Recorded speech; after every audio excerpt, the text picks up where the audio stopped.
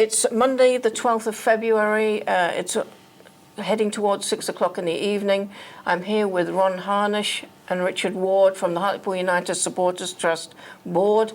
They've just met with Hartlepool Council. They're going to give us an update. I know you've signed a non-disclosure agreement, but can you tell us as much as you can and who you met with? We met with the MP, Mike Hill, and the council leader, Christopher Riggers-Belcher. And how much can you tell us of the latest up-to-date information? In actual fact, not a great deal, but they did basically, if you will, cement the facts that we had, which is basically leading our actions down a certain route in relation to the football club. Can you expand on that at all? Or I know you're tied Yeah, up it legally, really is aren't you? hard, isn't it? It really is. Yeah, I would have expected after, before the meeting to have been able to have given a bit more, but it was only a short meeting actually. You get very short slots with the council leader. So where do we stand now in the overall scheme of things? Still looking at the worst case scenario. Yes. Unfortunately, we're still ever hopeful that there are people in the background. Obviously, we're not au fait with all of them, but all we can say is our fingers and legs are crossed, and Christopher's is the same. The council are really hopeful that. So are they being could... helpful? Oh, without a doubt. Yes, yeah. And what's really important is that they're incredibly supportive. The council are incredibly supportive of football in this town. They appreciate the value to it, not just financially, but for the community as well. Oh, for all other businesses. Yeah, absolutely. See, we had to make sure, basically, that we would have a football ground more than anything else, and we want to know the council's stance on this, and they're fully behind it. They don't see any reason why it should change, and they're quite emphatic about it, quite frankly. Yeah, and that's on the basis if there's a Phoenix club, which again nobody wants, but we have to keep saying it because that we don't want anybody to be able to twist what can be said. What we say is we don't want a Phoenix club, but if we have to have a Phoenix club, then I'd rather have that than no football club.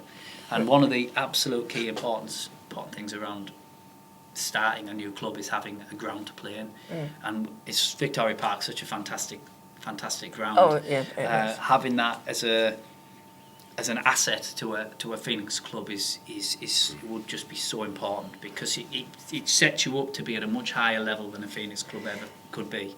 There was a statement put out a few hours earlier from the club saying that the GoFundMe money, obviously there was a tax bill paid, but the balance of that money is going back to the club. Do you have any comments on that?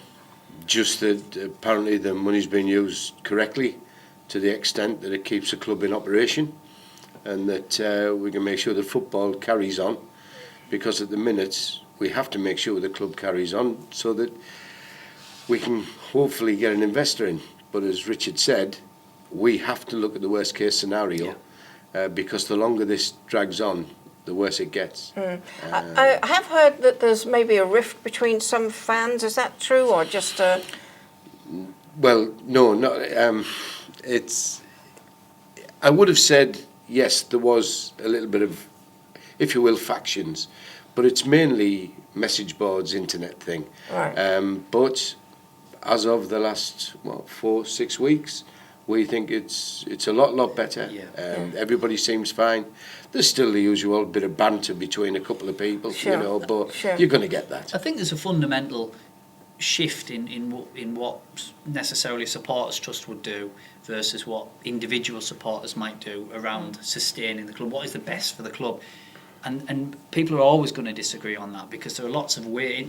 The club in the situation it's in, there's a lot of things that can happen. There's a lot of routes and avenues that different groups of supporters might want to take, and which is better than the other. Well, you'll only know which is the best at the very end, and unfortunately we don't know what the end goal is. I know, but if you're an investor, you cannot doubt the passion of the fans, precisely, regardless of across the board. Across the board, it's I mean, you amazing. saw that at the Wrexham game. Yeah. I mean, everybody came out and it was great. It's just a shame the team didn't come out at the same time. But that's another thing. I mean, we wouldn't be in this position if we had a team playing football. Yeah. I mean, I think, to a good level anyway. I think it's fair to say that if you're an investor, you couldn't find more passionate fans who are doing absolutely everything within their power, you know, donating large amounts of time and hours and energy and creativity to try and rectify the situation. Well, that's the difference between the trust and the GoFundMe. Yeah. The GoFundMe was, this is a personal opinion, of course, I thought it was a great quick fix. And Which we it helped needed. the club Yeah, out of absolutely. a serious pickle. Yeah. And if they've bought the time for an investor or for us as a trust to get everything in place, well, great, because we have to maintain football in this town. Absolutely. And so what's the next event that's coming up that everybody can get behind and support? What's the next on the list? Well, 2 home games. Right. Get there, get in there. Let's have 5,000 in. Yeah. You know, let's get there, back the team. That's what supporters are meant to do. Yeah. They're not meant to raise pots of money to charitably donate to the club. No. Supporters are meant to support the club, which is turning up, buying your tickets, buying your pies and your pints and your programmes, spending your money in the ground. That's what supporters are meant to do. That's the income supporters are meant to put into a football club.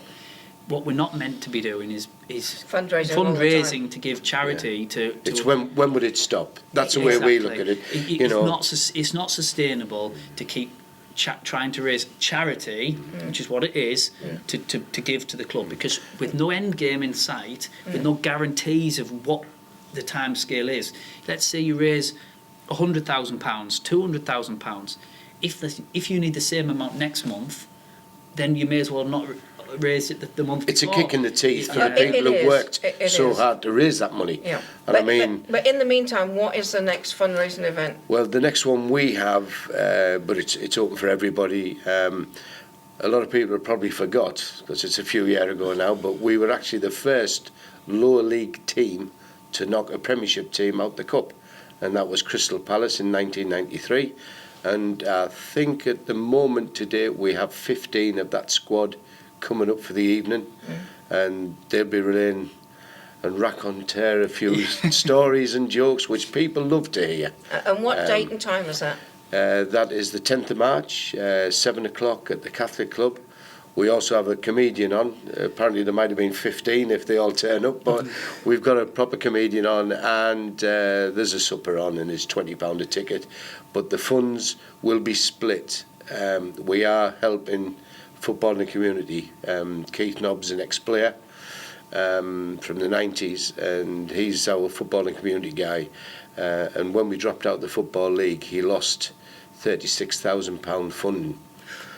So the corner flag here, through its membership and doing little bits and pieces, we're raising money for him, and the trust are going to help for this particular fundraising night.